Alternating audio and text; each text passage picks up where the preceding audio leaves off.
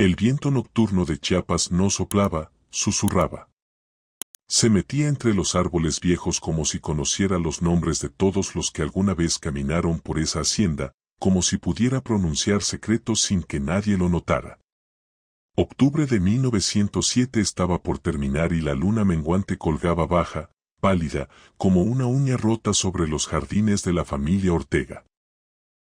Desde el balcón principal, don Evaristo Ortega, dueño de tierras, de ganado, de influencias y de silencios, contemplaba los preparativos con una satisfacción dura, casi militar. Mañana, decía para sí, el linaje se haría más grande. Mañana su hijo Aurelio se casaría con Valentina Mendoza. Mañana no solo habría una boda, habría una alianza. Y esa palabra, en la boca de los poderosos, casi siempre significa lo mismo. Territorio, control y un futuro amarrado con la misma fuerza con la que se amarra una bestia antes de la tormenta. Pero lo que don Evaristo no imaginaba era que esa unión no iba a consolidar su imperio, iba a abrir una grieta. Y por esa grieta, lo que estaba enterrado desde hacía medio siglo iba a empezar a respirar otra vez. Si esta historia te atrapa desde el inicio, suscríbete y compártela, porque lo que vas a escuchar no es un cuento para dormirse. Es un descenso lento a una tradición que se alimentaba de miedo, de obediencia, y de mujeres que nadie quiso escuchar a tiempo.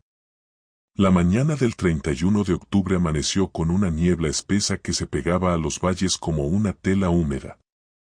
No era una niebla bonita, de postal, era una niebla que apagaba colores, que borraba distancias, que hacía que la hacienda pareciera flotar en un lugar aparte del mundo.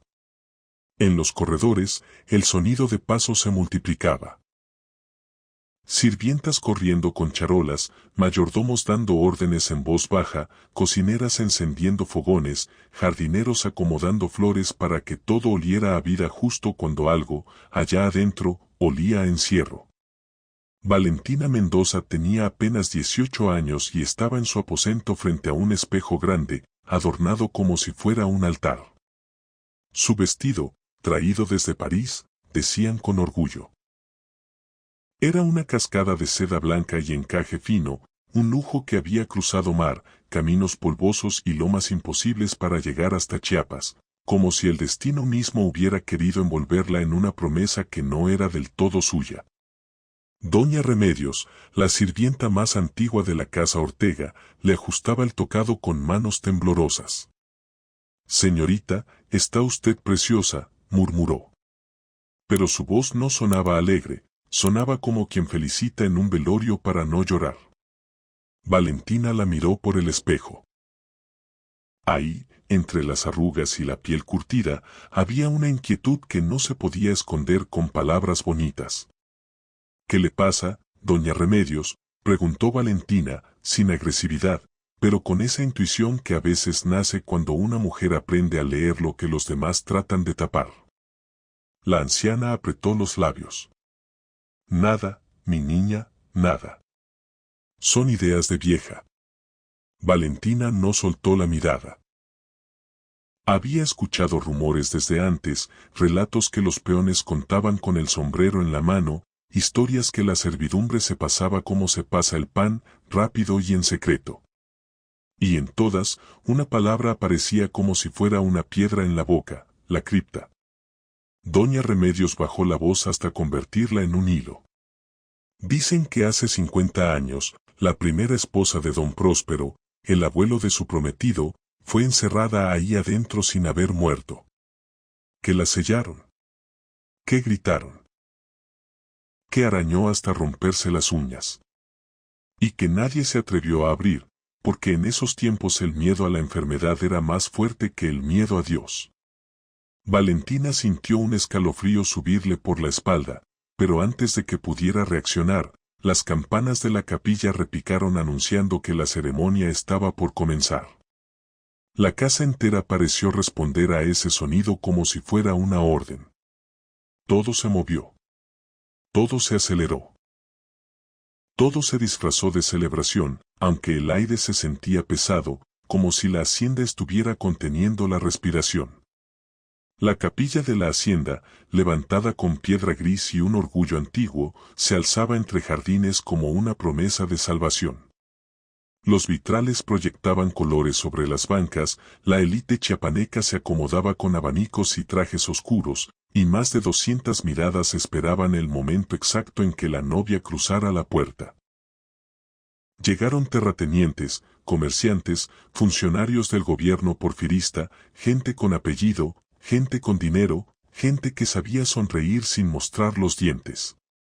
Aurelio Ortega esperaba frente al altar. Alto, impecable, con ojos verdes heredados de una madre española y una educación europea que don Evaristo presumía como si fuera una medalla. El hijo perfecto. El heredero perfecto. El hombre que nunca debería temblar. Y aún así, cuando las puertas se abrieron y Valentina apareció del brazo de su padre, hubo quienes notaron algo raro. Aurelio apretó los dedos como si sostener el presente le costara trabajo.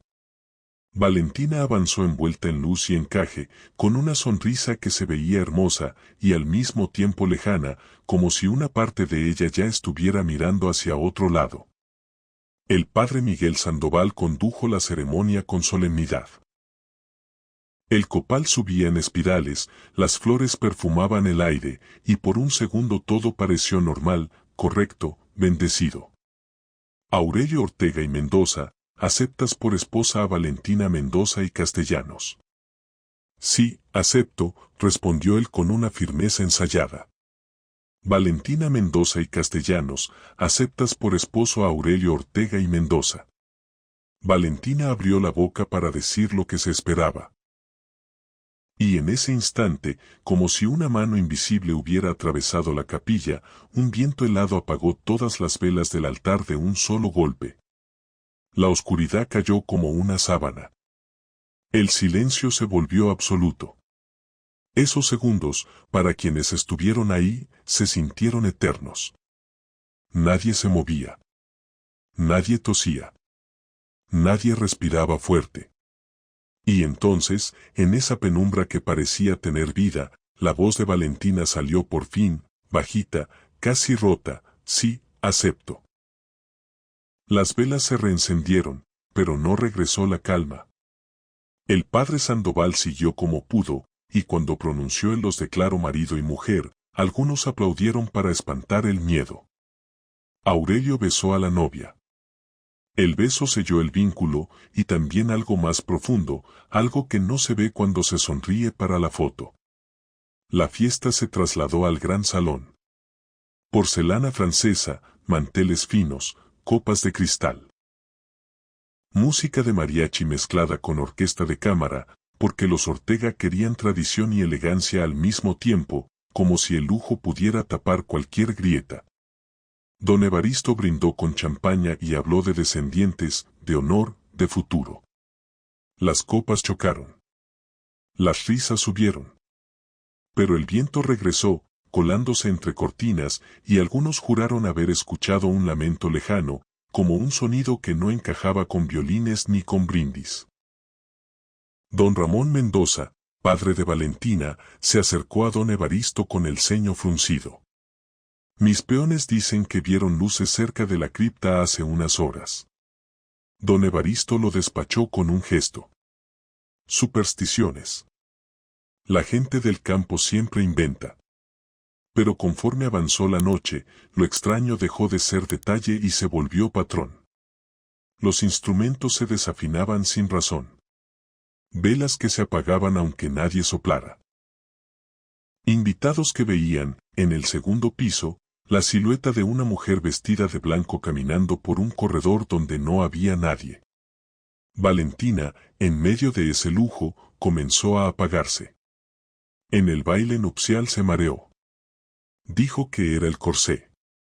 Dijo que era el cansancio. Dijo lo que dicen las novias para no preocupar. Pero quienes la miraban con atención notaban otra cosa: su palidez no era normal, y sus ojos parecían seguir a alguien que solo ella veía.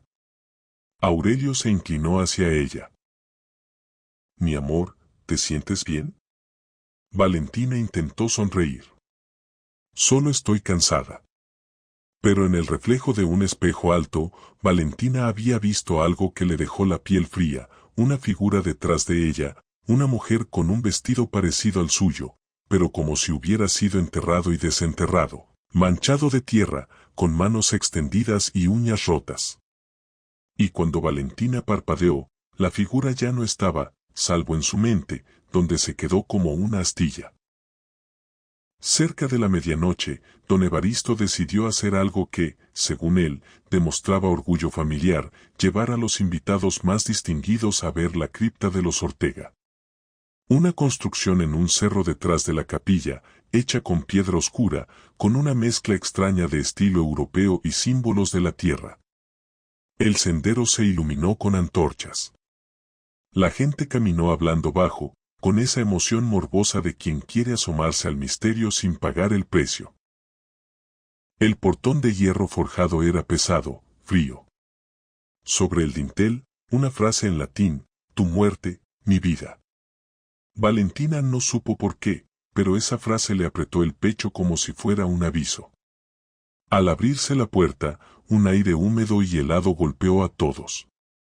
Adentro, nichos de mármol, placas de bronce con nombres, fechas, epitafios breves. Don Evaristo hablaba de su linaje con orgullo: abuelos, padres, herencias. Señaló un nicho donde descansaba su madre, doña Esperanza Mendoza de Ortega, muerta en 1857 durante una epidemia de cólera. Pero lo que más llamó la atención de algunos fue un nicho vacío, preparado, con la placa de don Evaristo ya lista, esperando el año final como si la muerte se pudiera programar como una fecha de cosecha. Valentina, que había insistido en acompañar el recorrido, sintió que el frío le mordía los huesos. Y entonces lo oyó. Un rasguño. Suave. Persistente. Como uña sobre madera. Valentina apretó el brazo de Aurelio. ¿Escuchas? El sonido se detuvo de golpe. Don Evaristo sonrió con condescendencia. Ratas. En lugares antiguos siempre hay ratas. Pero doña Carmen Vázquez de Solórzano, matrona respetada y amiga de los Mendoza, se acercó a Valentina con una seriedad que no era de chisme, era de advertencia. Niña, eso no lo hacen las ratas. Valentina tragó saliva. ¿Qué sabe usted? Doña Carmen miró alrededor, como quien teme que hasta las paredes escuchan. Mi difunto esposo revisó archivos parroquiales. En 1857 la gente moría tan rápido que los enterraban sin certeza. Hay indicios de que doña Esperanza pudo haber sido sellada viva. Dicen que en su funeral escucharon golpes desde el ataúd. Pero el miedo al contagio hizo que nadie abriera. Desde entonces, cada 31 de octubre, se oyen cosas.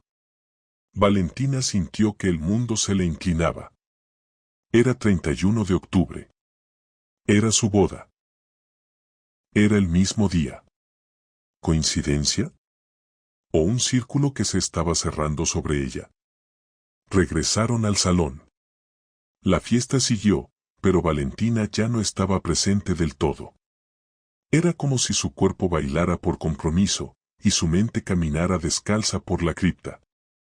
Con el paso de las horas, los invitados se retiraron. Finalmente, por tradición, los novios fueron llevados a la suite nupcial, en el ala este, lejos del resto de la casa, como para que el amor recién estrenado tuviera su propio espacio. La habitación era elegante, enorme, con cama de dosel, paredes doradas, ventanas con vista a jardines, y al fondo, como una mancha oscura en el paisaje, la cripta. Aurelio parecía más tranquilo que Valentina. Se acercó, tomó sus manos. Por fin solos, susurró.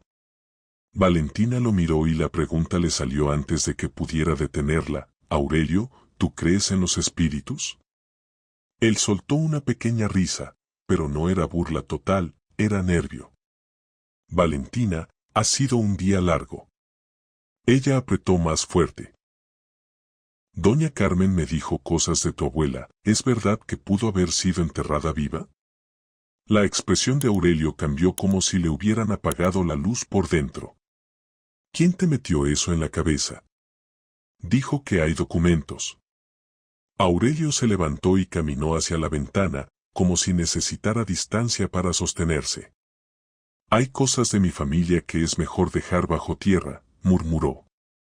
¿Por qué? ¿Qué ocultas? Aurelio se quedó quieto. Luego, con voz baja, confesó, cuando era niño. Una noche de octubre, me acerqué demasiado a la cripta. Escuché golpes. No eran ratas. Eran golpes desesperados, como si alguien quisiera salir. Valentina sintió que el estómago se le hundía. ¿Se lo dijiste a tu padre? Sí. Me castigó. Me prohibió acercarme. Me dijo que inventaba. Aurelio tragó saliva. Pero yo sé lo que escuché. En ese instante, como si la hacienda hubiera estado esperando esa confesión, llegó un sonido lejano, un golpe rítmico que venía desde la dirección de la cripta. Y después, algo que parecía un lamento humano. Valentina se quedó helada. Aurelio la abrazó, pero su abrazo ya no era de seguridad, era de miedo compartido. Mañana hablaremos con mi padre, prometió, con la voz que promete porque no sabe qué más decir. Mañana le exigiremos la verdad. Si a ti también te está apretando el pecho lo que está pasando, suscríbete y comparte, porque lo que viene es el punto donde la historia deja de ser rara, y se convierte en una trampa con nombre y apellido. El amanecer no llegó como alivio. Llegó como sentencia. En las primeras horas, mientras Aurelio dormía por agotamiento, Valentina despertó con la sensación de que alguien estaba en la habitación. Abrió los ojos, y la vio. Una mujer de figura translúcida, junto a la cama, observándola con una mezcla de dolor y súplica. Vestía un vestido de novia parecido al de Valentina, pero descolorido, sucio, como si la tierra le hubiera comido la tela. Ayúdame, murmuró, y su voz parecía venir desde abajo, desde un lugar donde el aire es escaso. Valentina quiso gritar, quiso despertar a Aurelio, pero descubrió que no podía. Su garganta no respondía. Su cuerpo no obedecía. Solo podía mirar. La aparición le mostró imágenes, como cuchilladas, 1857, la epidemia, cuerpos cayendo, médicos aterrados que diagnosticaban sin tocar. Vio a doña Esperanza colapsar.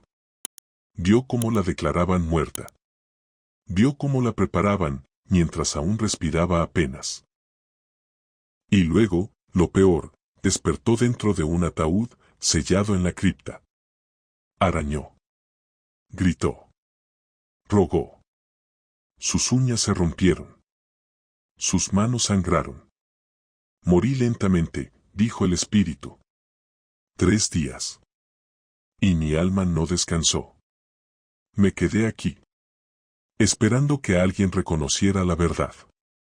Valentina, paralizada, solo pudo pensar, esto no es un cuento. Esto no es un rumor. Esto es una condena. La aparición siguió, esta familia está marcada. Mi muerte injusta arrastra a las mujeres que entran en este apellido.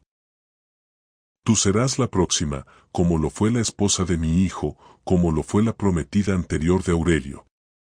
La palabra anterior atravesó a Valentina. La aparición, como si leyera su mente, soltó la daga final. Aurelio tuvo otra prometida. Isabel Ramírez. Se casaron en secreto. Murió, y la encontraron en la cripta. Valentina sintió un golpe de incredulidad, pero la aparición no terminó ahí. Busca en el escritorio de su estudio. Hay un cajón oculto. Ahí están las cartas. Ahí está el papel que él no pudo destruir. De pronto, Valentina recuperó el aire, el control. El espíritu se desvaneció dejando una última frase, si no te vas antes del amanecer, tú también serás sellada. Valentina no se puso a llorar.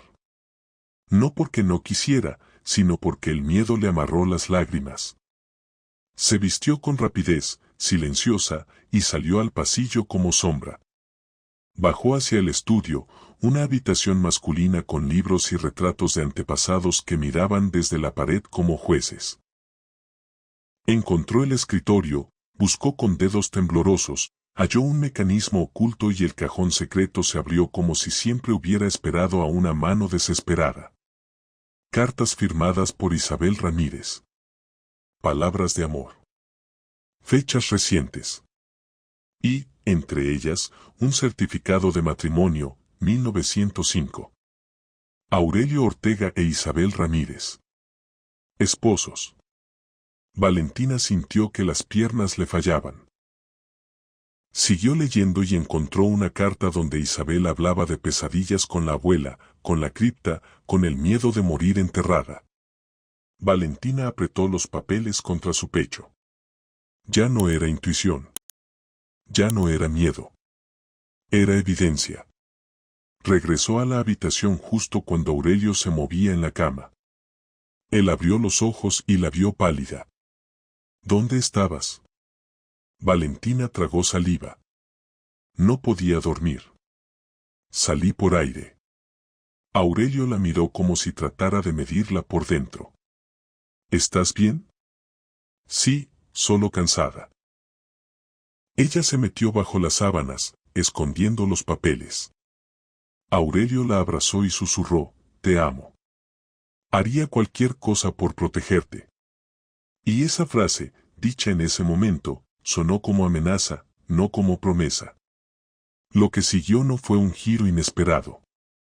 Fue el cumplimiento de una maquinaria. En la madrugada, Valentina volvió a sentir esa parálisis. Esta vez no era un espíritu. Era algo físico. Abrió los ojos y vio a Aurelio de pie, en silencio, sacando de un baúl una botella y una jeringa. Lo siento, mi amor, murmuró, sin llorar, sin temblar. Es la única manera. Valentina intentó gritar. No pudo. Aurelio le inyectó el líquido con manos precisas. Te hará parecer muerta por horas, explicó con una calma que daba asco. Te sepultarán en la cripta, y cuando despiertes, ya será tarde. Valentina quiso moverse, pero la droga la hundió en una oscuridad pesada, imitando la muerte con una perfección diabólica. Antes de perderse, alcanzó a oír lo peor, Isabel fue más difícil. Porque realmente la amaba. Contigo será distinto. Esto siempre fue un acuerdo entre familias. Y ahí, en ese instante, Valentina entendió que la maldición no era solo sobrenatural. Era humana. Era un pacto de hombres que se justificaba con un fantasma. Horas después, la casa se llenó de llanto y teatralidad. Aurelio descubrió el cuerpo sin vida de su esposa. Don Evaristo ordenó un funeral rápido. El médico certificó la muerte sin hacer preguntas incómodas. Valentina fue vestida con el mismo traje de novia, convertida en un símbolo blanco de tragedia. Le cruzaron las manos, le pusieron un rosario, la acomodaron en un ataúd de caoba forrado con seda. La vigilia transcurrió con rezos, lágrimas, palabras de Dios la quiso. Valentina, consciente en algún rincón de su mente, escuchaba a su madre sollozar junto a la caja. Mi niña, ayer estabas radiante.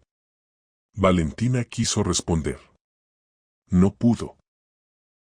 Aurelio, actuando de viudo, sostuvo su mano y murmuró promesas que ya había repetido antes. El atardecer cayó y el funeral avanzó hacia la cripta, como si todo el día hubiera sido un desfile hacia un solo punto, la pared de ladrillo. El padre rezó. El agua bendita cayó sobre la madera. Polvo eres y en polvo te convertirás. Los albañiles sellaron el nicho con rapidez. Cada ladrillo era una puerta cerrada. Cada paletada de cemento era una sentencia. La placa fue colocada con el nombre de Valentina y el año final ya grabado, como si la muerte fuera una fecha más en la contabilidad familiar. La gente se fue. Y entonces, en la oscuridad absoluta, el efecto de la droga comenzó a ceder. Valentina sintió hormigueo, luego dolor, luego movimiento. Abrió los ojos, pero no vio nada. Solo negrura. Olía a madera, a flores, a encierro. Golpeó la tapa. Gritó. Arañó. Auxilio, estoy viva. Pero su voz chocaba contra la seda, contra la madera, contra el cemento. El aire se volvía más pesado. La desesperación le mordía la mente. Sus uñas se rompieron. Sus dedos sangraron. Y en esa oscuridad, las presencias llegaron, voces de otras mujeres, ecos que no eran imaginación. Deja de luchar, susurró una voz triste, como de alguien que ya lo intentó todo. Yo también arañé. Valentina entendió, Isabel. No, murmuró con rabia y miedo. No voy a rendirme. Pero la realidad no negocia. El oxígeno se agotaba. El cuerpo se cansaba. La mente se quebraba a ratos. Y al final, cuando el aire dejó de alcanzar, Valentina murió como había muerto Doña Esperanza, como había muerto Isabel, como habían muerto otras que jamás tuvieron un nombre, en voz alta, asfixiada, sola, escuchando su propio terror rebotar en paredes que nadie iba a abrir. A partir de ahí, la historia dejó de ser una tragedia y se volvió una grieta imposible de tapar. Porque la muerte de Valentina no se quedó quieta. Empezaron los lamentos cerca de la cripta. Luces en la noche. Instrumentos que se desafinaban. Sirvientes que juraban ver figuras blancas caminando por los corredores. Y Aurelio, el heredero perfecto, comenzó a soñar con su esposa muerta mirándolo con ojos abiertos, acusándolo sin palabras. Asesino, parecía decirle. Cobarde. Los rumores se extendieron, pero esta vez ya no eran solo supersticiones, eran miedo con dirección. Doña Carmen, la matrona, empezó a hablar. El médico empezó a temblar. Algunos peones se negaron a acercarse al cerro. La hacienda, que siempre había controlado el silencio, comenzó a perderlo. Y si quieres que este relato siga, si quieres escuchar cómo la verdad por fin revienta por donde menos lo esperan, suscríbete y comparte, porque lo que viene es la parte donde la cripta deja de ser un lugar, y se convierte en prueba. La primera semana después del funeral, la hacienda Ortega pareció seguir funcionando, pero era una actuación. Como esas casas donde el luto se disfraza de etiqueta y el dolor se ordena con horarios. A tal hora el rosario, a tal hora el café, a tal hora la visita de condolencias. Afuera, los peones regresaban a los corrales y al corte de caña, los capataces gritaban órdenes como si nada hubiera cambiado. Adentro, los pasillos olían a flores marchitas y a cera, y había un silencio raro, de esos silencios que no son paz, sino vigilancia. Y lo peor era que, por la noche, ese silencio se rompía solo, con sonidos que no podían explicar sin mentirse a sí mismos. Primero fueron cosas pequeñas. Un susurro en la escalera cuando no había nadie, un golpe leve en la puerta del ala este, una vela que se apagaba y al encenderla volvía a apagarse como si algo respirara encima. Después, lo que era extraño se volvió repetido. Y lo que era repetido se volvió imposible de ocultar. Los trabajadores comenzaron a hablar entre ellos, pero con esa voz bajita que usan los que saben que la tierra que pisan tiene dueño y que el dueño no perdona la lengua suelta. Decían que por las noches, cerca del cerro donde estaba la cripta, se veían luces que no eran de antorcha ni de lámpara. Luces frías, blanquecinas, que se movían como si alguien caminara lento entre las tumbas. Algunos juraban que oían lamentos femeninos, pero no como los de una mujer viva llorando, sino como un sonido que venía de adentro de la piedra, como si la misma cripta tuviera garganta. Otros, más valientes o más necios, aseguraban haber visto una figura vestida de blanco atravesando el jardín, sin pisar el pasto, como si flotara apenas, y al llegar al borde del cerro se desvanecía en la neblina. Y lo más inquietante, los perros de la hacienda, que antes ladraban hasta por una hoja movida por el viento, se quedaban callados. Callados, con la cola entre las patas, mirando hacia la cripta como si vieran algo que el ojo humano no estaba hecho para mirar.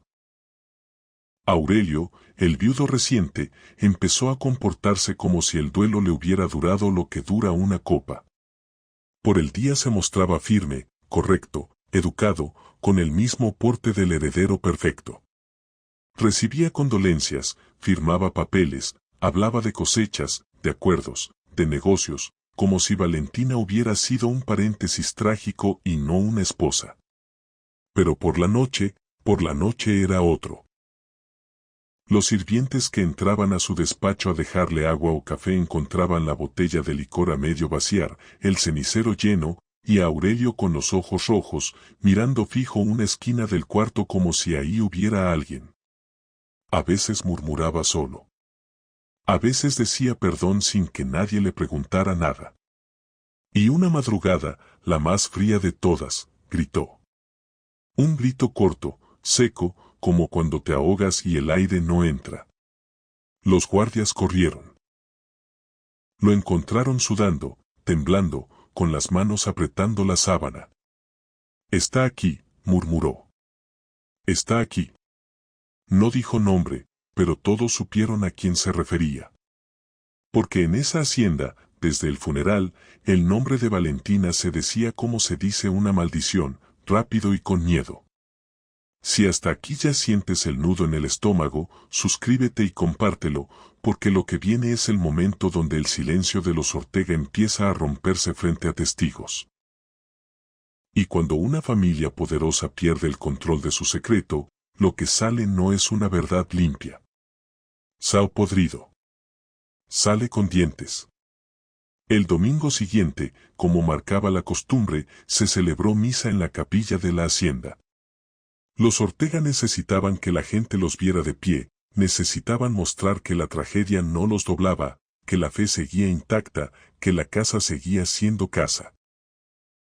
Llegaron algunas familias cercanas, llegaron funcionarios que querían quedar bien, llegaron señoras que decían pobrecitos con una mano en el pecho y la otra midiendo la fortuna ajena.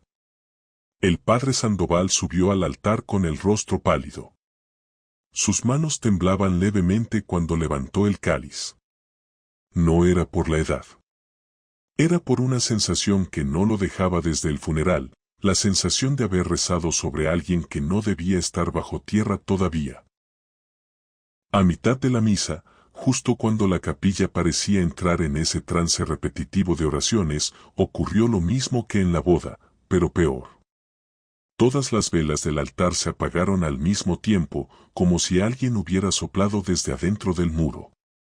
La luz se fue y la oscuridad cayó con una rapidez que hizo que varios soltaran un gemido involuntario. Nadie se atrevió a moverse. Solo se escuchó el roce de una falda, un rosario chocando contra una banca, una respiración agitada. Y entonces, una voz. Clara. Firme. Sin grito, pero tan presente que parecía vibrar en la piedra. La verdad debe ser revelada. El padre Sandoval se quedó congelado. Algunos pensaron que era una broma cruel. Otros se persignaron. Y en la banca donde estaba Aurelio, el heredero perfecto, el hombre educado en París, el viudo joven, el color se le fue del rostro como si alguien le hubiera vaciado la sangre. La voz volvió, más directa, como si supiera exactamente a quién apuntar. Aurelio Ortega, confiesa. Y entonces se escuchó algo todavía más perturbador, un murmullo que parecía venir de varios lugares a la vez, como si otras voces se sumaran desde el fondo. Isabel. Valentina, Doña Esperanza, nombres que algunos ancianos reconocieron y otros jamás habían oído, pero que al pronunciarse juntos sonaban como una lista de cuentas pendientes.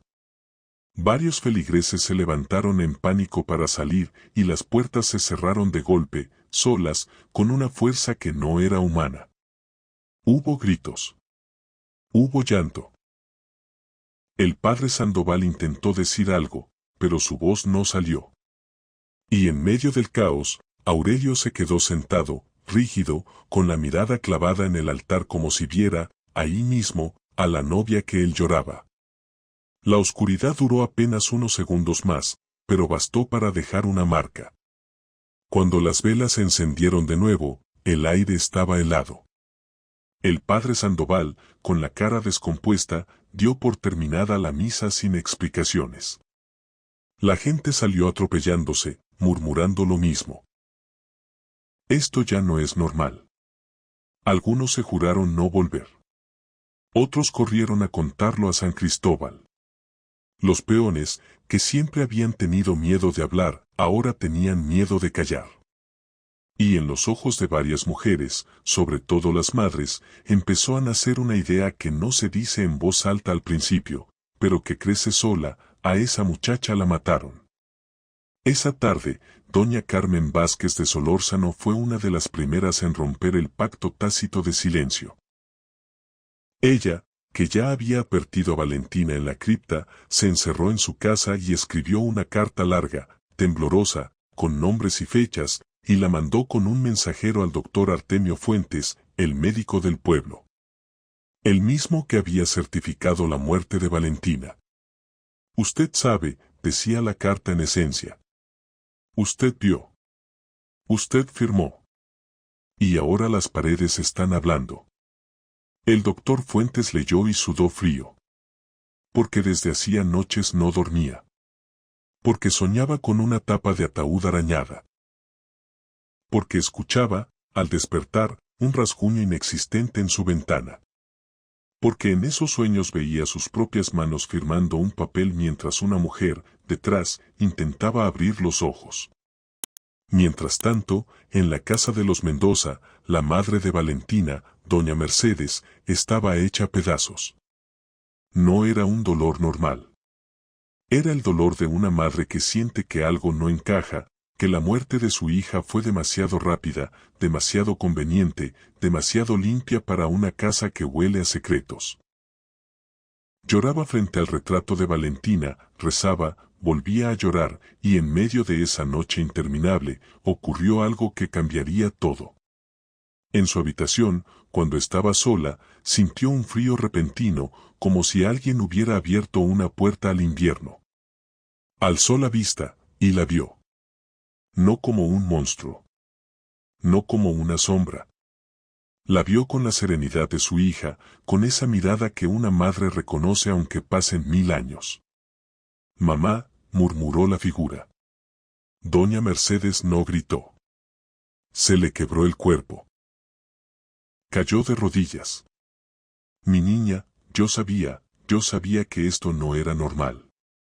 La aparición se acercó lo suficiente para que la madre sintiera, más que ver, la presencia. Necesito justicia, dijo Valentina. Y entonces, sin rodeos, le contó lo que nadie se atrevía a decir: el veneno, la parálisis, el ataúd, la cripta, el aire acabándose, el terror de entender que estaba viva cuando la estaban sellando. Doña Mercedes se tapó la boca para no gritar. Sus lágrimas caían sin control. Abre mi tumba, suplicó la voz. Que vean. Que lo sepan. Que nadie vuelva a entrar a esa cripta pensando que es familia cuando es trampa.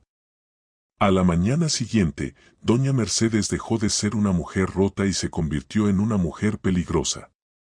Porque una madre que ya lo perdió todo, ya no le teme al apellido de nadie. Tomó un carruaje y se fue a Tuxtla Gutiérrez a denunciar.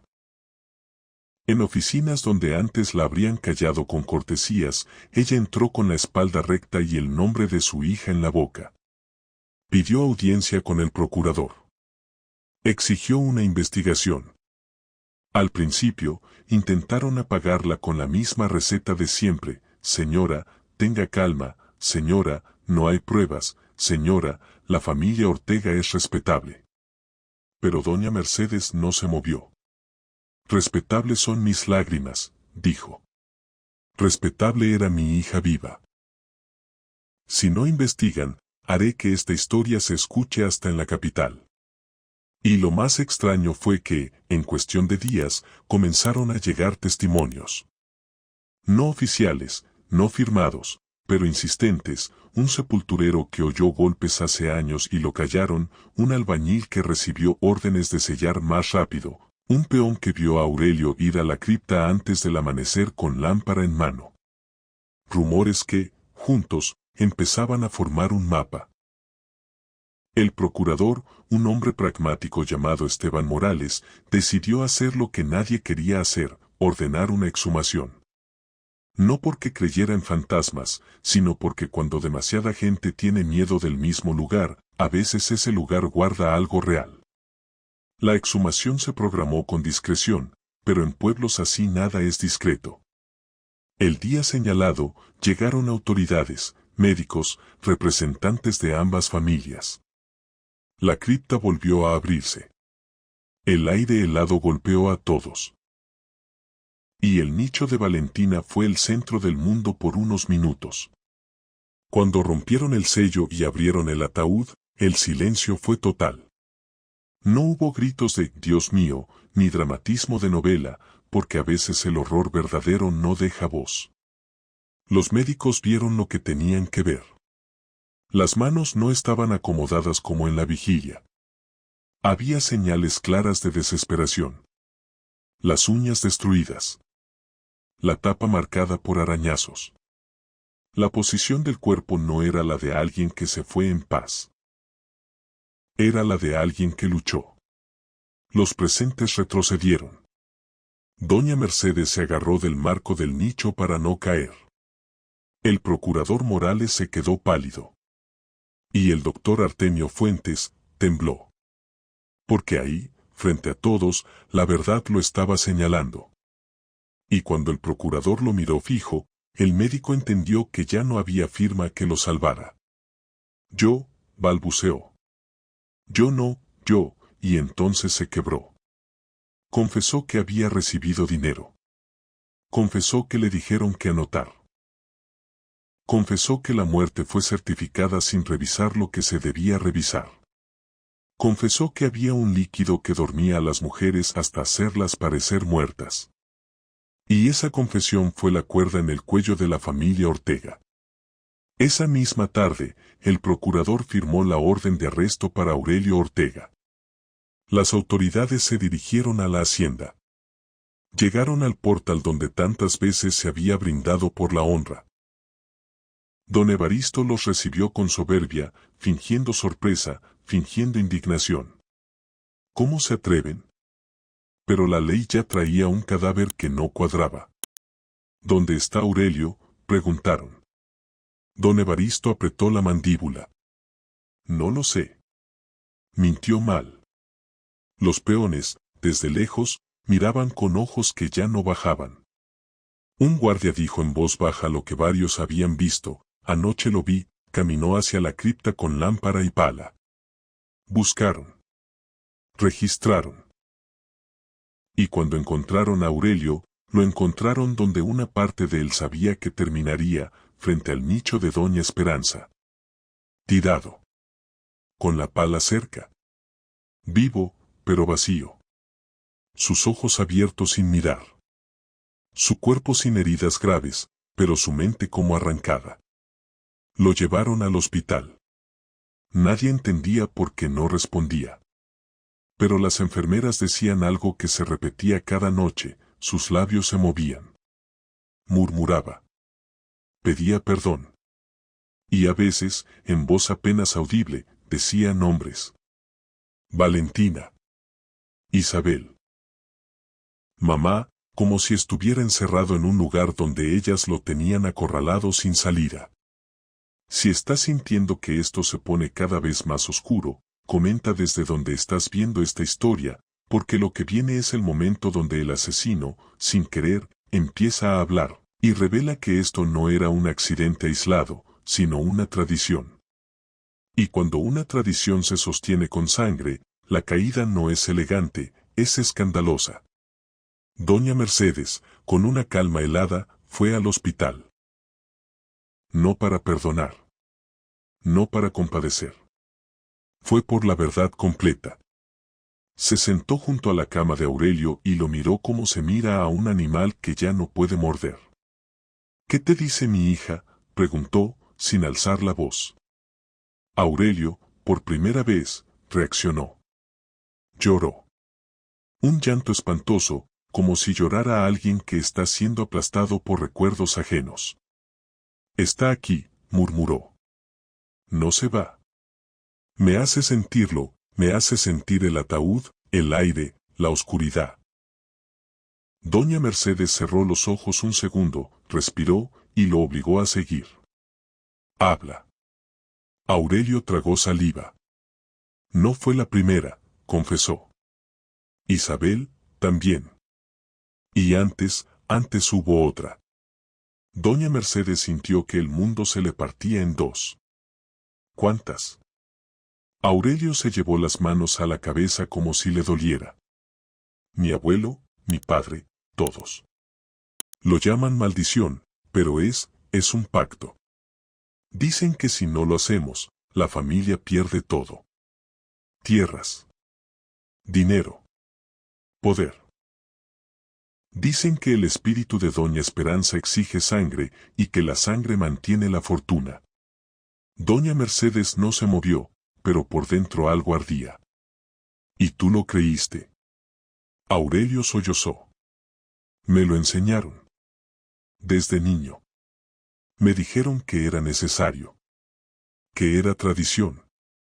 Que era el precio. Doña Mercedes se levantó con una frialdad que daba miedo. Entonces tu tradición es asesinato. Y salió. A partir de ese día, el caso dejó de ser la muerte sospechosa de una novia y se volvió un terremoto social. La prensa llegó. Las familias poderosas se alejaron de los Ortega para no mancharse. El gobierno estatal no tuvo opción, inició un proceso contra don Evaristo como cómplice. Se incautaron documentos. Se revisaron registros. Y en la hacienda, donde antes todo se guardaba bajo llave, comenzaron a encontrarse papeles que olían a condena. Notas, pagos, listas. Y aunque muchos quisieron taparlo, la historia ya estaba afuera, caminando en la boca de la gente. El pueblo no tardó ni un día en elegir bando, y eso es algo que siempre pasa cuando una verdad incómoda cae como piedra en un estanque. Hay quienes se aferran al apellido porque les conviene, porque les da trabajo, porque les da sombra, porque les da seguridad. Y hay quienes, cuando por fin ven sangre en la madera, ya no pueden seguir fingiendo que no existe. En San Cristóbal, en Tuxtla, en los ranchos que rodeaban la hacienda, empezó a circular la misma frase con distintas voces. A Valentina la enterraron viva. Y cuando una frase así llega a la plaza, ya no hay misa, ni dinero, ni compadrazgos que la vuelvan a meter al cajón. Doña Mercedes, con el duelo convertido en fuerza, no se escondió. Ella misma habló con quien tuviera que hablar, con los ojos hinchados pero la espalda recta. Quería que el mundo supiera que su hija no murió por cansancio, que no fue un susto, que no fue el corazón, que fue una trampa. Y mientras ella empujaba la puerta de la justicia por fuera, adentro la maquinaria comenzó a moverse porque ya no podían hacerse los ciegos. Había un cuerpo con señales. Había un doctor confesando sobornos. Había peones admitiendo órdenes de sellar rápido. Había, sobre todo, algo que el gobierno detesta, un escándalo que huele a prensa. En 1907, Chiapas todavía vivía bajo la influencia porfirista, con sus jerarquías marcadas como cicatriz. Los ricos arriba, los pobres abajo, y la ley como un instrumento que se doblaba según la mano que la sostuviera. Los Ortega no eran cualquier familia. Eran tierras, eran favores, eran votos, eran contactos. Por eso, cuando el procurador Esteban Morales ordenó el arresto de don Evaristo como cómplice, Muchos pensaron que era un gesto teatral para calmar la indignación y después negociar por debajo de la mesa. Pero esta vez, el olor era demasiado fuerte. Porque no solo estaba doña Mercedes gritando justicia, estaban los mismos espíritus del pueblo, los rumores, los sacerdotes nerviosos, las madres con rabia. Y cuando la gente se organiza en voz baja, a los poderosos les da miedo. Por eso, al tercer día, llegaron agentes a la hacienda con una orden firmada y un grupo de testigos. Don Evaristo los recibió en el gran salón, con el traje impecable, el anillo pesado en el dedo y esa mirada de quien cree que el mundo le debe reverencias. Intentó humillar al procurador sin levantar la voz, con frases cargadas de veneno: licenciado, esto es un error. Está poniendo en riesgo la estabilidad de la región por chismes. Pero Morales no venía con chismes, venía con madera arañada y sangre seca. Don Evaristo, queda usted detenido como cómplice en la muerte de Valentina Mendoza de Ortega y por encubrimiento. La palabra detenido cayó sobre el salón como un plato roto. Los sirvientes se quedaron inmóviles. Los invitados ocasionales, que estaban ahí por compromiso, se miraron sin saber si debían apartarse o presenciar el derrumbe. Don Evaristo no gritó. Sonrió, lento, como si estuviera viendo a un niño jugando a ser adulto. «¿Sabe quién soy yo?», dijo. «Sé exactamente quién es», respondió Morales. «Y por eso estoy aquí». Si estás siguiendo cada detalle y ya sientes que esto va a estallar, suscríbete y compártelo, porque lo que viene no es solo un arresto. Es la caída pública de un apellido que llevaba décadas intocable. Y cuando un gigante cae, aplasta secretos que ni siquiera sabías que existían. El traslado de don Evaristo a prisión fue un espectáculo. No oficial, pero sí social.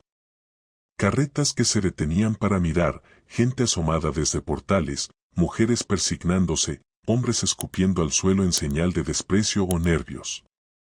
San Cristóbal olía a lluvia y a chisme caliente. A la par, el hospital donde Aurelio yacía catatónico se volvió un lugar de peregrinación morbosa.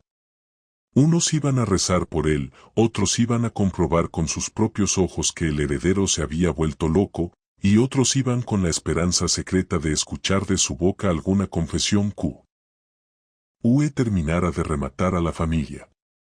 Porque en esos casos, la gente no quiere solo justicia, quiere relato.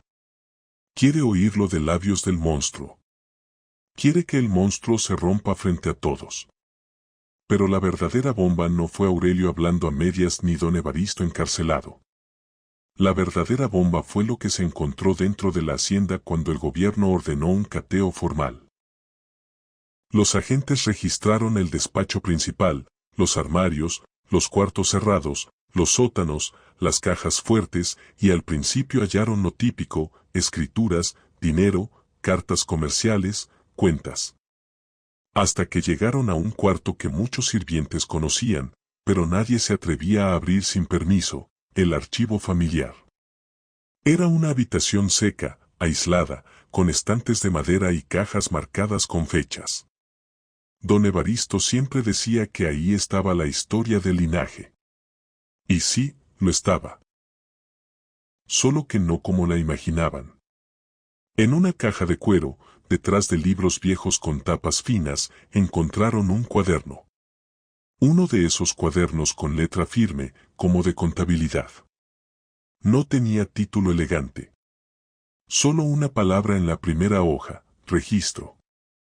El agente que lo abrió pensó que sería inventario de cosechas. Pero al leer las primeras líneas, sintió un escalofrío que no venía del clima. Había nombres de mujeres. Fechas. Frases cortas. Ingreso. Alianza. Conformidad. Y luego, una palabra que se repetía, fría como cuchillo: cumplido. A un lado, cantidades. Pagos. Doctor. Albañiles. Capilla. Silencio. El cuaderno no explicaba con poesía lo que hacían. Lo registraba como si fuera un gasto más. Y en esa frialdad estaba la prueba más monstruosa. Para los Ortega, el sacrificio era administración. El procurador Morales, al recibir el cuaderno, supo que ya no era un caso local. Era un caso que podía sacudir al Estado entero. Ordenó que se resguardaran esos documentos como evidencia principal y mandó traer a un juez con más peso, uno que no estuviera amarrado al compadrazgo local. Y así, lo que empezó como el funeral de una novia se convirtió en un juicio que se comentaría en cantinas, plazas y comedores por años. El juicio de la familia Ortega. El tribunal se instaló en San Cristóbal con el pretexto de garantizar orden, pero todos sabían la razón real, había demasiados ojos encima. Doña Mercedes llegó el primer día vestida de negro, sin adornos, con un rosario en la mano y una mirada que no pedía permiso. Cuando la vieron entrar, muchas mujeres se levantaron discretamente, como un gesto de respeto. Don Evaristo fue llevado con esposas, pero su postura seguía altiva. Saludó con una inclinación mínima, como si todavía fuera dueño del recinto. No miró a doña Mercedes. No miró a la madre que había enterrado a su hija creyendo que era un cadáver. O quizás sí la miró de reojo y decidió que reconocerla era admitir algo. El juez abrió la audiencia. El procurador presentó los cargos: complicidad, encubrimiento, soborno, conspiración. Doña Mercedes escuchaba, apretando el rosario con fuerza, como si cada cuenta fuera un nombre. El primer testigo fue el doctor Artemio Fuentes. Subió al estrado con la cara devastada. Su voz temblaba. Al principio intentó minimizar: me presionaron, me equivoqué, yo pensé que... Pero el procurador lo arrinconó con preguntas simples, de esas que no necesitan tecnicismos. ¿Le pagaron? Sí. ¿Le dieron instrucciones? Sí. ¿Usted revisó si Valentina respiraba? El doctor tragó saliva, miró al suelo y dijo lo que lo condenaba para siempre: no como debía. Un murmullo recorrió la sala. El juez golpeó para pedir orden. Doña Mercedes cerró los ojos un segundo, como si esa frase fuera un golpe físico. Porque una madre no necesita detalles médicos para entender esto. Hubo una oportunidad de salvarla y la vendieron. Después vinieron los albañiles. Hombres duros, de manos agrietadas por cal y piedra, acostumbrados a obedecer sin preguntar. Confesaron que se les ordenó sellar el nicho más rápido que de costumbre y con mezcla espesa. Confesaron que recibieron pago extra. Uno, el más joven, se quebró y dijo algo que dejó la sala muda: yo escuché un golpe, señor. Un golpe adentro. Pero el capataz me miró feo y me dijo: cierra la boca si quieres seguir vivo, punto. Esa frase, seguir vivo, flotó en el aire como amenaza histórica. Si este caso te está atrapando y quieres que sigamos con todo hasta el final, suscríbete y comenta desde donde nos estás viendo, porque lo que viene no es solo una condena. Lo que viene es cuando el tribunal empieza a escuchar nombres que nadie conocía, nombres de otras mujeres. Y ahí es donde la historia deja de ser tragedia y se vuelve patrón. El punto de quiebre llegó cuando el procurador mostró el certificado de matrimonio de Isabel Ramírez y las cartas encontradas en el compartimento secreto del despacho de Aurelio. En la sala se escuchó un no colectivo, bajito, como si fuera un rezo. Porque esa evidencia no era rumor. Era tinta. Era papel. Era fecha. El juez ordenó que se leyera parte del contenido, lo indispensable. La carta donde Isabel hablaba de pesadillas, de la abuela, de la cripta, de miedo. Doña Mercedes apretó el rosario con tanta fuerza que se le marcaron las cuentas en la piel. Una cosa es que te maten a tu hija. Otra cosa es descubrir que tu hija fue parte de una cadena. Don Evaristo, por primera vez, movió la mandíbula con un tic de enojo. Su defensa intentó desviar, eso no prueba que Aurelio la haya matado. Pero el procurador no venía a probar con una sola pieza. Venía a construir una pared de evidencia, ladrillo por ladrillo, como el mismo nicho. Presentó testimonios de trabajadores, presentó el cuaderno registro, presentó la confesión parcial de Aurelio obtenida en el hospital y certificada por presencia de autoridad, presentó la autopsia que hablaba claro, asfixia, lucha, uñas rotas. Cada elemento por sí solo podía ser discutido, juntos eran una soga. Pero el tribunal, aun con todo eso, necesitaba algo más, demostrar que don Evaristo sabía. Que no era un padre ciego. Que era parte del mecanismo. Y ahí entró un testigo inesperado. El antiguo mayordomo de la hacienda, un hombre ya mayor que había servido a los Ortega desde joven y que había visto más de lo que debía. Lo trajeron custodiado porque, según dijo el procurador, teme por su vida. El mayordomo miró a don Evaristo y bajó la vista, como quien se enfrenta al patrón incluso después de romper el vínculo. Habló despacio, con ese tono de campesino que no sabe adornar la verdad con palabras bonitas. El patrón sabía, dijo. En esa casa se hablaba de la cripta como se habla de una deuda. Cada cierto tiempo, tocaba. La sala explotó en murmullos. El juez exigió orden. ¿Qué significa, tocaba?, preguntó el procurador. El mayordomo tragó saliva.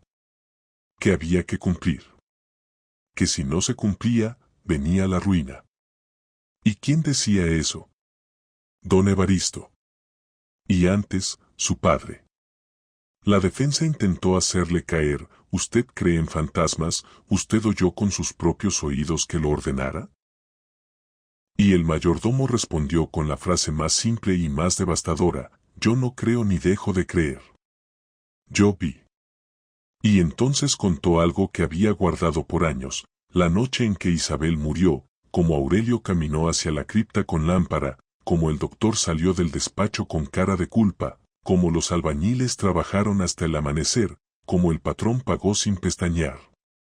No era dolor, dijo. Era trámite. En ese momento, doña Mercedes se levantó sin permiso. El juez iba a reprenderla, pero ella habló con una voz que llenó la sala sin necesidad de gritar. ¿Y cuántas más?, preguntó.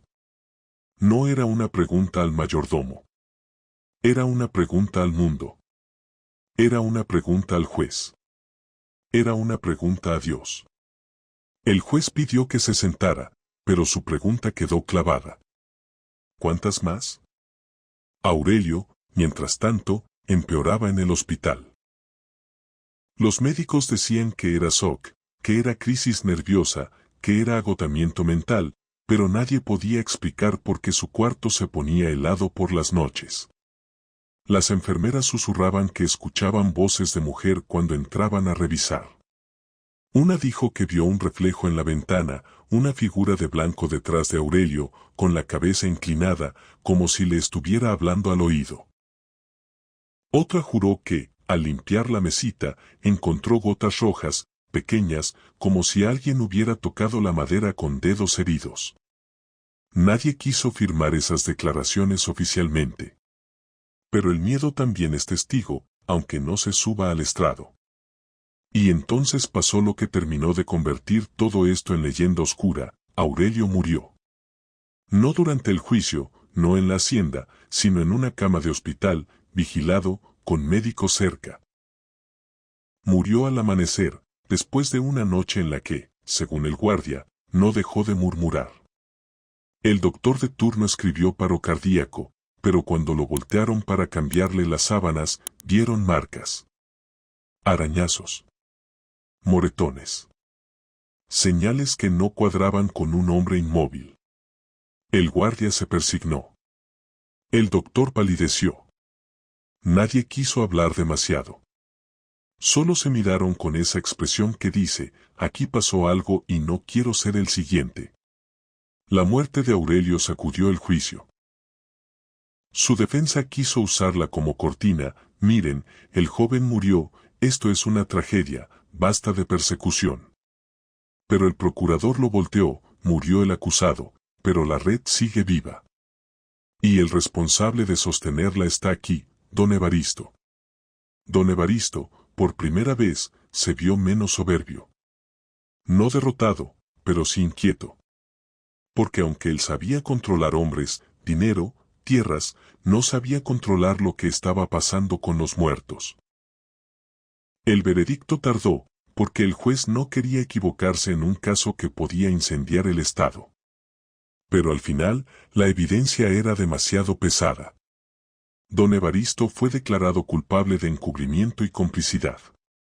Se ordenó la confiscación de la hacienda y el congelamiento de bienes. Los cómplices menores recibieron penas distintas, el doctor Fuentes fue condenado, los albañiles y sepultureros obtuvieron reducción por testificar, pero quedaron marcados para siempre. Doña Mercedes no celebró. No sonrió. Solo respiró como quien, después de años, se permite un segundo de aire. Porque sabía algo que la ley nunca puede devolver, su hija no iba a regresar. Sin embargo, la historia no terminó ahí. Porque la caída legal no siempre apaga la parte oscura, a veces la enciende más. Don Evaristo, encerrado en una celda, comenzó a deteriorarse rápido. Los guardias decían que no dormía, que caminaba en círculos, que hablaba solo. A veces gritaba y ya basta. Como si alguien lo estuviera empujando. Una noche, el guardia de turno escuchó golpes en la pared de la celda, como si don Evaristo intentara romperla con los puños. Cuando abrió la mirilla, vio al viejo patriarca con los ojos abiertos de par en par, señalando una esquina donde no había nada. No las dejen entrar, susurró. No las dejen. El guardia no entendió a quién se refería hasta que, al amanecer, encontraron a don Evaristo muerto con esa misma expresión de terror congelado que habían visto en el rostro de Aurelio. Y otra vez, las marcas. Arañazos. Como si unas manos invisibles hubieran cobrado su parte. La iglesia, que había intentado mantenerse prudente, ya no pudo. El obispo de San Cristóbal recibió cartas, visitas, confesiones. El padre Sandoval, el mismo que casó a Valentina y la enterró, llegó a la diócesis con la cara rota por la culpa. Yo los vi sellar, admitió llorando. Yo no sabía. La diócesis ordenó un cierre definitivo de la cripta y un rito de liberación. No lo llamaron exorcismo frente al público, porque eso asusta y daña reputaciones, pero en privado, eso fue una ceremonia para intentar apaciguar lo que ellos mismos ya sospechaban que no era simple imaginación colectiva. La noche del rito, la cripta fue rodeada por velas y agua bendita. Hombres armados por si había saqueadores. Monaguillos con miedo en los ojos. El obispo rezando con voz firme para no temblar. Y mientras recitaban oraciones, el viento apareció otra vez, ese viento que había apagado velas en la boda. Las antorchas parpadearon. La temperatura bajó. Y quienes estuvieron ahí juraron que, por unos segundos, se escucharon lamentos femeninos, no como amenaza, sino como despedida, como si algo por fin soltara un nudo. Nadie lo escribió en actas. Nadie lo firmó. Pero todos lo recordaron. La cripta fue sellada por fuera. Se colocó una cruz grande. Se dio orden de no volver a abrirla. Y, oficialmente, el caso quedó cerrado. Solo que los pueblos nunca cierran del todo. Los pueblos guardan. Los pueblos rumoran. Los pueblos convierten el horror en advertencia para que el horror no se repita, aunque a veces se repite igual, con otro nombre y otro año. La hacienda Ortega fue confiscada y con el tiempo se desmanteló. Parte de sus piedras terminaron en construcciones públicas, escuelas rurales, clínicas, bardas. Como si la región intentara transformar esa riqueza manchada en algo útil. Pero la cripta quedó ahí, tragada por la vegetación, evitando el sol, como si la tierra misma se negara a olvidar. Y aquí es donde la historia se vuelve esa clase de relato que la gente no cuenta por diversión, sino por miedo a que la memoria se duerma. Porque cada 31 de octubre, dicen, el viento vuelve. Y con él, regresa un sonido. Un rasguño. Un golpe. Y a veces, si te atreves a acercarte demasiado, dicen que puedes escuchar un susurro que no pide venganza, pide que no lo repitan. Que no vuelvan a sellar a nadie. Que no vuelvan a llamar tradición a un crimen. Doña Mercedes no salió del tribunal con la satisfacción de quien ganó. Salió con el cuerpo cansado, los ojos secos de tanto llorar y el alma pesada por una verdad que ya nadie podía borrar. Valentina había muerto luchando, sola, en la oscuridad, y esa clase de muerte se te queda pegada para siempre. Aún así, esa mujer no se permitió caer. Porque cuando una madre entiende que la justicia llegó tarde, lo único que puede hacer es impedir que vuelva a llegar tarde para otras. Esa misma semana, mientras la gente seguía discutiendo en la plaza si lo de los Ortega era maldición o crimen, Mercedes empezó a tocar puertas con una frialdad que asustó a los mismos hombres que antes la ignoraban. Fue a la oficina del procurador, fue a la diócesis, fue a San Cristóbal y a Tuxtla, fue con notarios, con médicos, con quien hiciera falta, exigiendo que se documentara todo, que nada se perdiera en los cajones del poder. Y cuando alguien intentaba decirle que era mejor dejarlo descansar, ella respondía lo mismo: mi hija no descansó. Mi hija murió intentando respirar. Así que no me pidan silencio. En el pueblo, el miedo cambió de forma. Ya no era solo miedo a los fantasmas, era miedo a los vivos.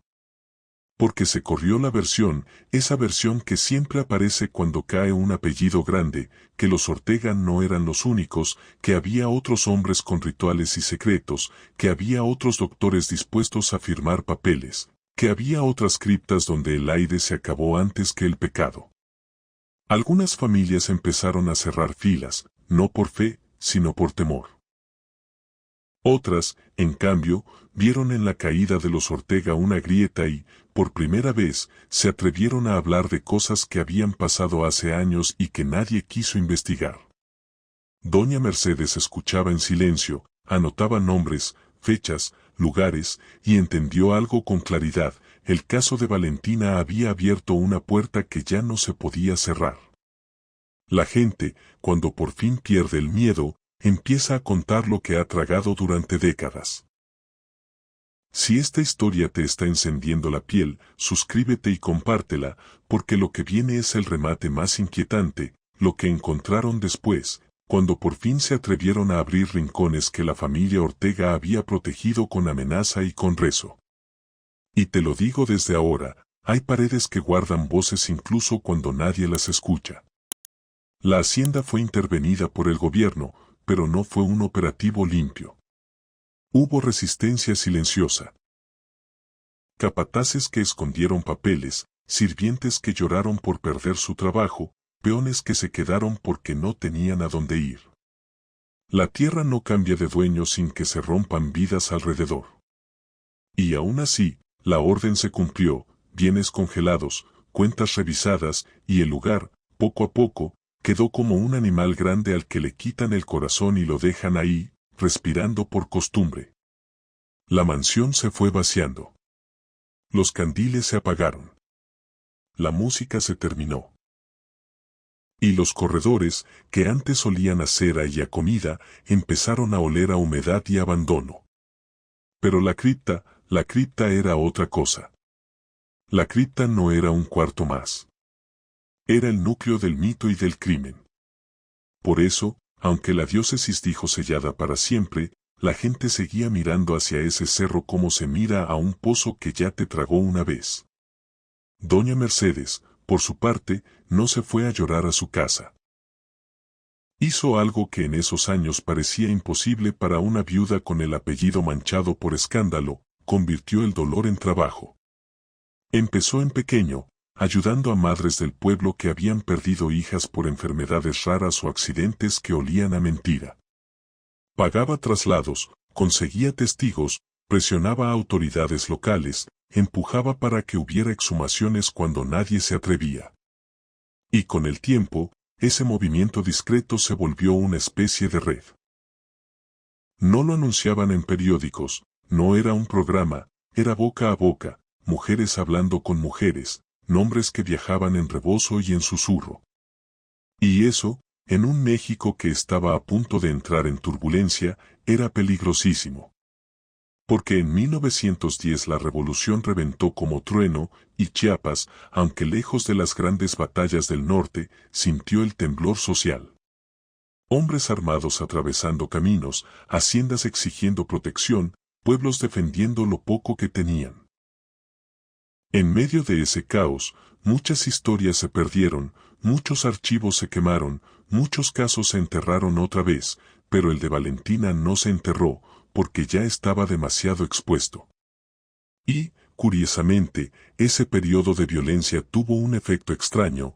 Los antiguos peones de los Ortega, dispersos por la región, comenzaron a hablar sin miedo, porque cuando el país se rompe, los secretos pierden valor. Un ex capataz contó en una cantina que él había visto la botellita en manos de Aurelio una noche antes de una muerte. Un albañil viejo admitió que su padre fue quien enseñó a sellar sin dejar respiradero, como se sella una caja de mercancía. Un médico de paso en Comitán mencionó a un colega muy cómodo con los Ortega. Y cada vez que esas piezas aparecían, doña Mercedes las recogía como quien arma un rompecabezas que no se quiere volver a repetir. La tumba de Valentina, ya trasladada y sepultada como debía ser, comenzó a recibir flores sin que nadie dijera quién las dejaba. Al principio eran rosas blancas. Luego fueron nardos. Luego, flores de gente humilde que no tenía dinero para mármol, pero sí para un ramo sencillo.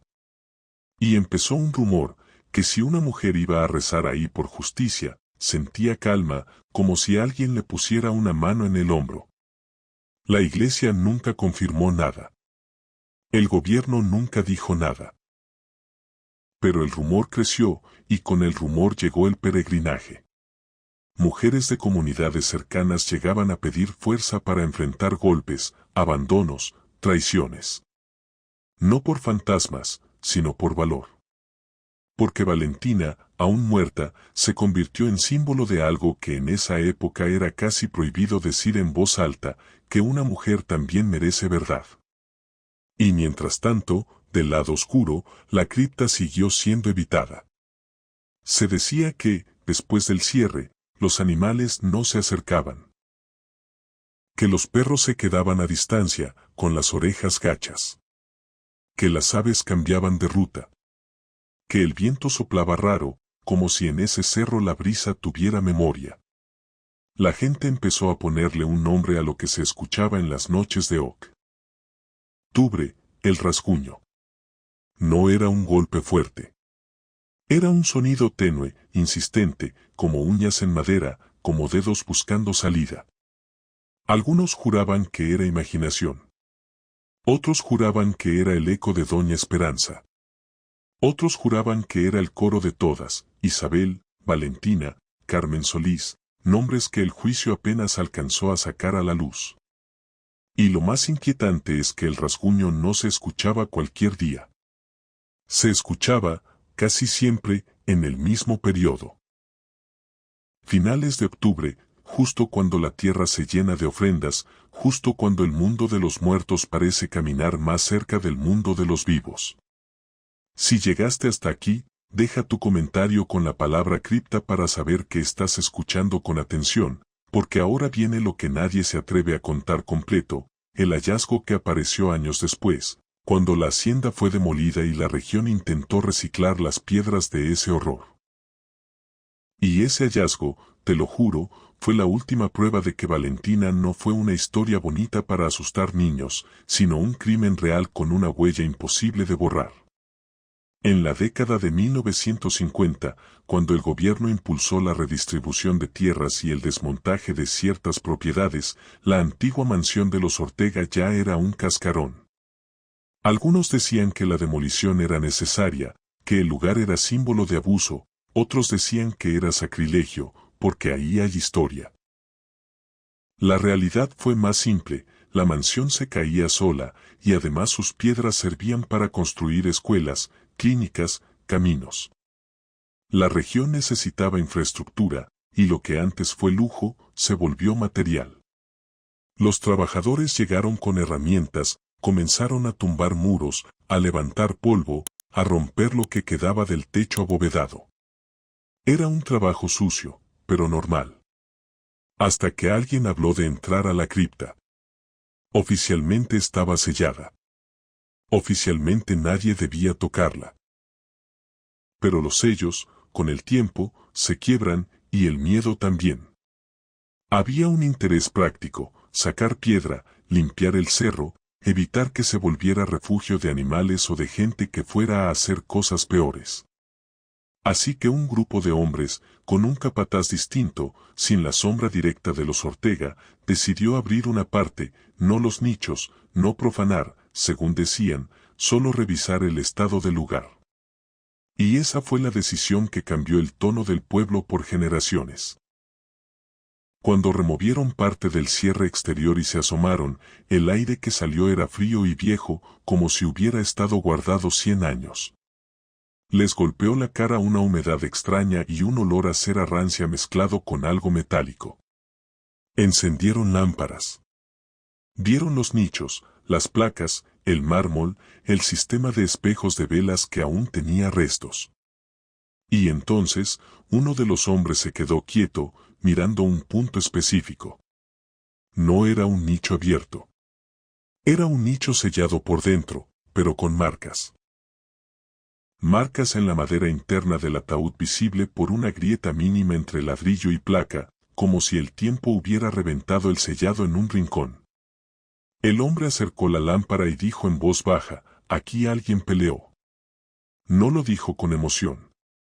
Lo dijo con respeto, como si estuviera viendo una tumba de guerra. No tenían permiso para abrir.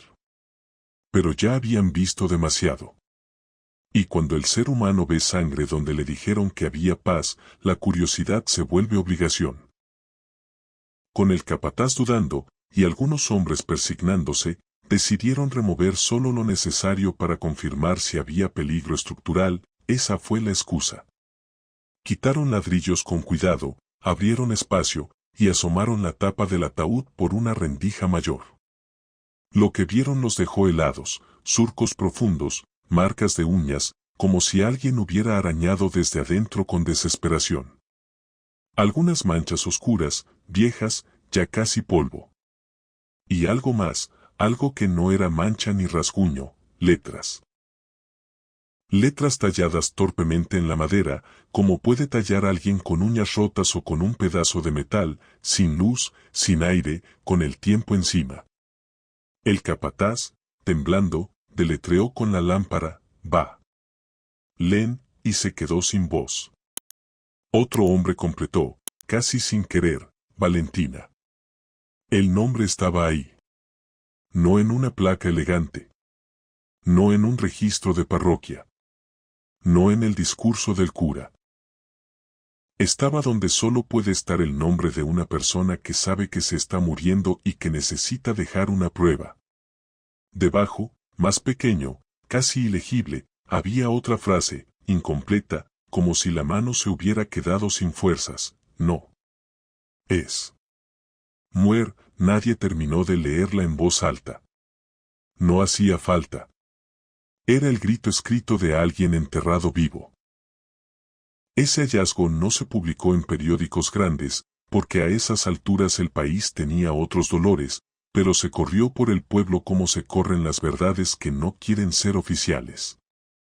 Y desde entonces, cada vez que alguien intentaba decir que lo de los Ortega fue puro cuento, aparecía la misma respuesta en cualquier mesa, y entonces ¿por qué su nombre estaba tallado por dentro? Nadie tenía explicación.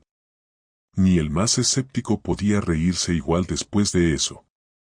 La diócesis intervino de nuevo. No con prensa, no con espectáculo. Llegaron, vieron, mandaron cerrar. Ordenaron que no se removiera nada más, que se sellara de nuevo con una placa exterior sin nombres, sin orgullo, solo con una cruz. Se dijo que era por respeto. En realidad era por miedo a que el pasado siguiera hablando. Y el pueblo obedeció, porque hay cosas que, una vez que las escuchas, ya no quieres oírlas dos veces. Doña Mercedes murió en 1925, años antes de ese hallazgo, pero quienes la conocieron juraron que ella siempre lo supo. Que antes de morir, cuando ya estaba cansada, dijo una frase que su sobrina repitió como oración: mi hija dejó prueba. No importa cuando la encuentren, la van a encontrar. Y cuando décadas después apareció el nombre en la madera, esa frase volvió a circular como si doña Mercedes hubiera hablado desde la tierra. Y aquí está lo más importante, lo que le da sentido a todo este horror: la historia no se quedó como morbo, se quedó como advertencia. En Chiapas, durante años, cada vez que una muchacha iba a casarse con un hombre de apellido pesado, las abuelas decían: pregunta, mira, no te calles, no te dejes. Y aunque suene pequeño, eso cambia vidas. Porque el silencio mata más que cualquier maldición. Y aquí es donde la historia se vuelve todavía más incómoda, porque lo que pasó después no fue un epílogo bonito, fue una sombra larga que se estiró por décadas, como si el mismo cerro se negara a olvidar. Y si tú estás escuchando esto hasta aquí, te lo pido de verdad, suscríbete y comparte este relato, porque cuando estas historias se cuentan, dejan de ser un secreto cómodo, y lo que mata a las víctimas por segunda vez siempre es lo mismo: el silencio. Ahora sí, sigamos, porque falta lo más inquietante: la última noche de Aurelio en el hospital, el testimonio que nunca debió salir, y el cierre final de lo que el pueblo aprendió a llamar la boda maldita de los Ortega. Después de la exhumación y del escándalo que reventó como pólvora, el hospital de San Cristóbal de las Casas se convirtió en un lugar tenso, de pasillos con susurros y puertas cerradas. Aurelio, ya en ese estado extraño, no estaba enfermo como lo entiende la gente. No tenía fiebre. No tenía infección. No tenía heridas visibles, salvo aquellas marcas que nadie se explicaba. Era como si el cuerpo siguiera aquí, pero algo dentro, lo que lo hacía persona, ya no estuviera. Los doctores de la capital repetían palabras frías: shock, colapso nervioso, crisis extrema. Pero las enfermeras que lo cuidaban, esas mujeres que habían visto de todo en noches largas, decían otra cosa cuando nadie las escuchaba: no está solo. Porque Aurelio, aún inmóvil, movía los labios como quien responde preguntas, como quien negocia con alguien en una esquina oscura, y a veces, en plena madrugada, lloraba sin lágrimas, con esa cara rígida que solo le ves a un hombre cuando se le rompe el orgullo por dentro. La enfermera que más tiempo pasó con él se llamaba Matilde. Era una mujer de manos fuertes, de voz calmada, de esas que no se asustan fácil porque han ayudado a parir, a morir, a sobrevivir. Matilde fue la primera en notar que a ciertas horas la habitación se ponía helada, aunque fuera verano. No era el típico frío de madrugada. Era un frío que se siente como cuando entras a una iglesia vacía y de pronto te acuerdas de alguien muerto. Juan Mateo lo dijo con el ceño fruncido: sin teatro, baja la temperatura como si alguien abriera una puerta que no debería abrirse. Los médicos se burlaban. Decían que eran corrientes de aire, humedad, nervios. Pero Matilde empezó a observar patrones, porque eso hacen las personas que sobreviven, encuentran patrones donde otros solo ven ruido. Cada noche, casi a la misma hora, Aurelio empezaba con el mismo movimiento de labios, luego con el mismo temblor leve en el cuello, luego con un sonido que no era palabra, pero tampoco era gemido. Era como si intentara decir perdón y se le atorara la garganta. Y luego venían las marcas. Sí, las marcas. Porque hay algo que casi nadie se atreve a repetir, pero Matilde lo juró y lo repitió toda su vida. Las marcas aparecían nuevas cada madrugada, como si durante la noche alguien le hubiera pasado uñas por encima del pecho, del brazo, del cuello. Nadie entraba. La puerta tenía guardia. Nadie podía tocarlo sin que ella lo supiera.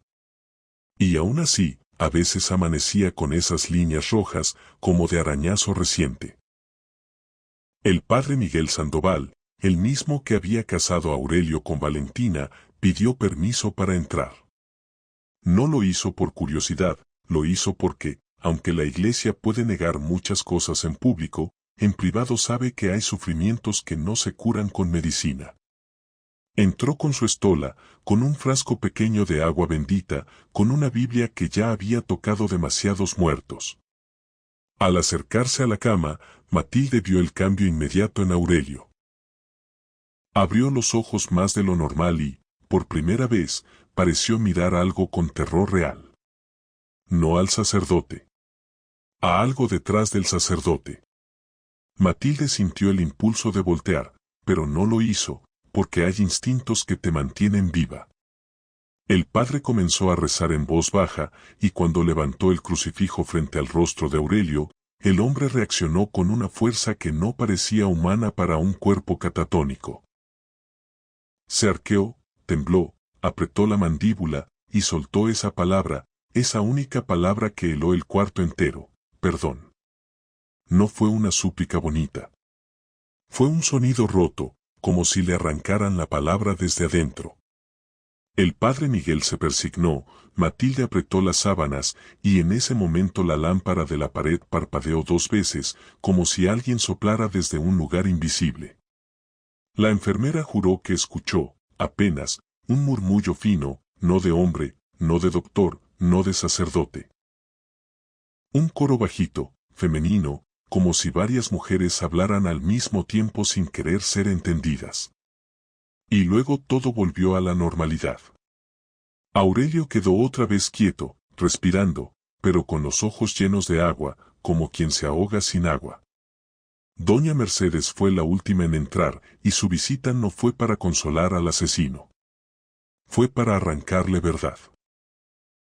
Entró sin temblar, con un vestido negro, con el rostro duro de una madre que ya lloró lo suficiente como para que el llanto se convierta en herramienta. Matilde se quedó cerca porque sabía que esa conversación podía ser la última.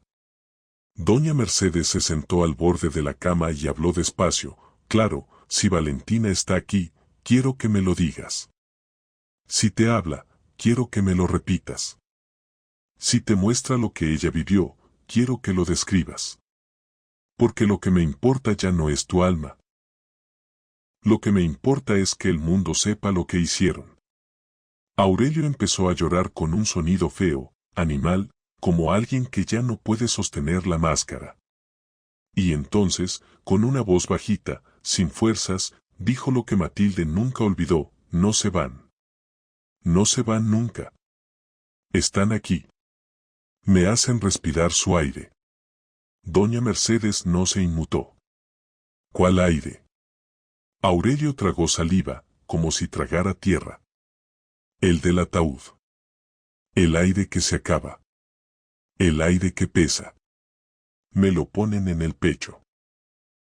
Me lo ponen en la garganta. Y cuando intento gritar, no sale.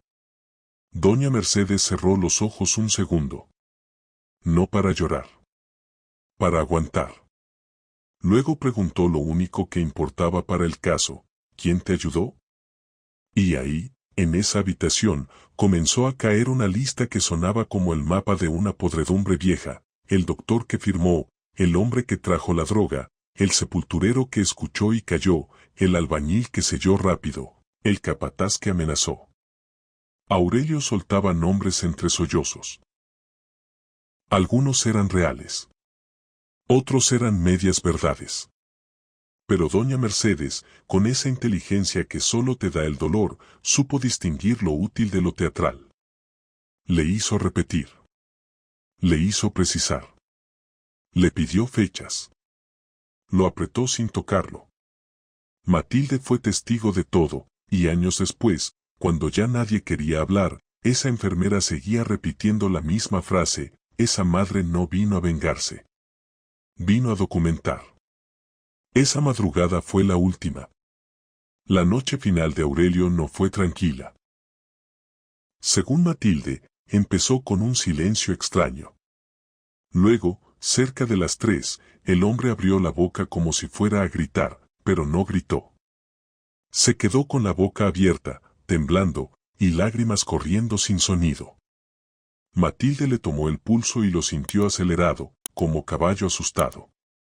En el pasillo no se oía nada, pero dentro del cuarto, la enfermera juró que el aire se volvió pesado, como si el cuarto se encogiera. Aurelio movía los ojos a los lados, siguiendo algo que Matilde no veía. En un punto, el hombre susurró nombres, apenas: Isabel, Valentina, Carmen, y luego apretó los dientes y dijo algo que Matilde no entendió completo, pero alcanzó a escuchar una frase: ya vienen. Matilde, aunque era valiente, sintió miedo por primera vez en muchos años. No por él. Por la sensación de que en esa habitación había cuentas que no se arreglan con papeles. Intentó llamar al médico, pero cuando se volteó al teléfono, la luz se apagó un instante. Solo un instante. Al volver, Aurelio estaba rígido, con los ojos abiertos y esa cara que no es de muerte normal, es de terror detenido. Matilde gritó por ayuda, entraron médicos, intentaron reanimarlo, pero el corazón no volvió.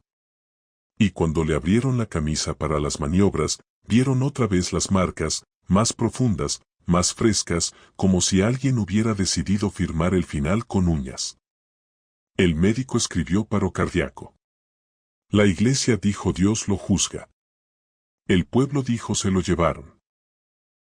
Y nadie quiso discutir demasiado, porque si discutes eso, aceptas que hay cosas que no controlas.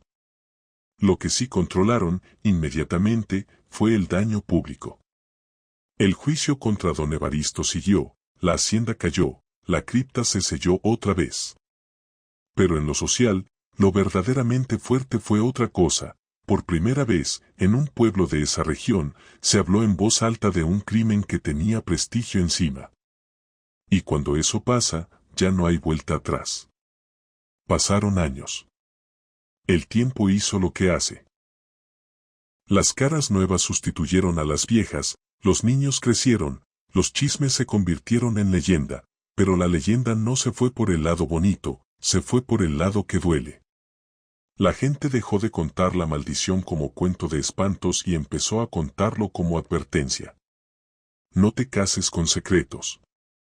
No firmes tu vida por presión. Si algo no cuadra, corre. Y sí, había quienes lo contaban con morbo, claro, pero había muchas mujeres que lo contaban con rabia y con enseñanza, como si al repetirlo estuvieran protegiendo a alguien. Y entonces, llegamos al cierre que todavía hoy se repite entre los más viejos, el que te dije hace rato, el del lago. Porque en Chiapas, como en tantos lugares de México, el agua siempre termina guardando algo.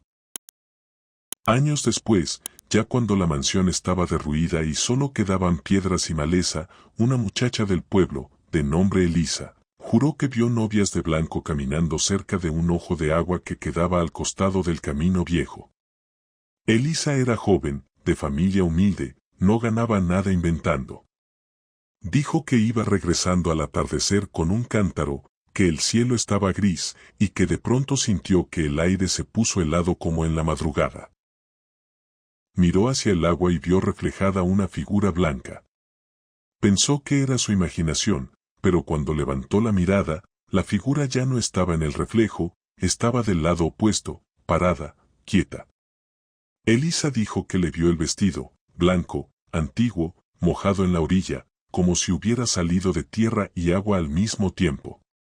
Dijo que no era una sola. Eran dos. Luego tres, y que no caminaban como camina un ser humano, caminaban como si flotaran apenas, sin ruido, sin peso, con el rostro sin expresión, mirando hacia el camino. Elisa se persignó, quiso correr, pero el cuerpo no le respondió por un segundo, como si el miedo te amarrara los pies al suelo. Y entonces, la más cercana, la que estaba al frente, levantó la mano, no para atacar, sino para señalar. Señaló hacia el cerro donde estaba la cripta. Elisa dijo que escuchó, apenas, una voz de mujer, bajita, como aire, no olviden. Y el frío se rompió, como si alguien hubiera cerrado una puerta, y las figuras ya no estaban. Solo quedó el agua quieta, el cántaro temblando en sus manos y la certeza de que esa historia no se iba a morir del todo. Los escépticos dijeron que Elisa se asustó, que vio sombras, que eran reflejos, que era niebla. Pero lo curioso fue lo que pasó después. Otras 2 personas, en años distintos, reportaron lo mismo, siempre en octubre, siempre cerca del 31, siempre con ese frío raro. Y aunque nadie lo puso en papel oficial, el pueblo decidió algo silencioso, evitar ese camino en esas fechas. No por superstición barata, sino por respeto. Porque hay lugares donde el dolor se quedó impregnado y uno no va nomás a ver qué pasa. Y así, con ese final amargo, termina la historia de la boda maldita de los Ortega. No como un cuento de terror para asustar, sino como el retrato de lo que pasa cuando una familia se cree dueña de vidas ajenas, cuando el poder compra silencios, cuando la tradición se usa como excusa para el crimen, y cuando una mujer, incluso sin voz, logra que el mundo la escuche a golpes, a arañazos, a evidencia. Si llegaste hasta aquí, te lo digo de frente. Suscríbete, comparte este video con alguien que ama las historias fuertes y escribe en comentarios desde donde nos escuchas y a qué hora, porque estas historias no se cuentan solas, se sostienen con gente que no le tiene miedo a mirar lo oscuro de frente. Y si quieres que continúe con otra historia del mismo estilo, más larga, más intensa y con párrafos pegados para ahorrar espacio, dime el siguiente título de tu boda maldita y me lanzo sin frenar.